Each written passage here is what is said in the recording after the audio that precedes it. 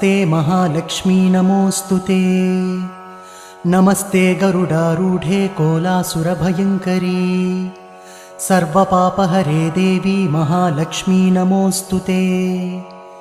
सर्वज्ञे सर्ववरदे सर्वदुष्टभयङ्करी सर्वदुःखहरे देवी महालक्ष्मी नमोऽस्तुते।